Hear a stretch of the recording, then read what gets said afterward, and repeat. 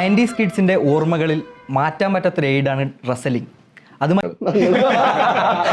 എന്താണ് റെസ്ലിംഗ് ഓർമ്മകൾ ചെറുപ്പത്തിലെ?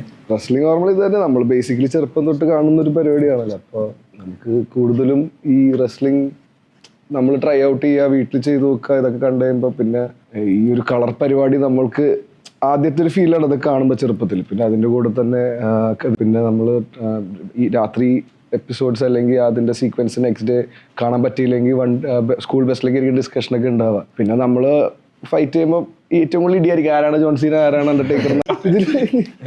പരിപാടി വേറെ ഇതില് ഈ പടം കഴിഞ്ഞിട്ട് എനിക്ക് കുറച്ചാണ് നമ്മൾ ആക്ഷൻ അതൊക്കെ പിടിക്കും. അതെ അതെ, അത്രയും കിഡിലായിട്ട് ആക്ഷൻ ഇതില് നിങ്ങൾക്ക് കാണാൻ പറ്റും. കാരണം ബ്രോ പറഞ്ഞ പോലെ എനിക്ക് ഇതുവരെ ഫസ്റ്റ് ടൈമാണ് ഞാനൊരു ആക്ഷൻ ആയിട്ടാണ്. പക്ഷേ ഇത് ഞങ്ങൾ ട്രൈ ചെയ്ത് തുടങ്ങിയപ്പോഴാണ് മനസ്സിലാക്കിയത് എളുപ്പമല്ല. അവർ അത്ലീറ്റ്സ് ആണ്, അല്ലാണ്ട് പറ്റില്ല, ഇത് എളുപ്പമല്ല. അത് ഒരു ഇപ്പോൾ 1-2 ദിവസം തന്നെ നമ്മൾ ഫൈറ്റ് ചെയ്യുമ്പോൾ അർജുനാണ് പടത്തിൽ ഏറ്റവും കൂടുതൽ ഫൈറ്റ് ഉള്ളത്. അപ്പോൾ അറിയാവുന്നതാണ്. അപ്പോൾ ഇത് എളുപ്പമല്ല, ഒട്ടും എളുപ്പം.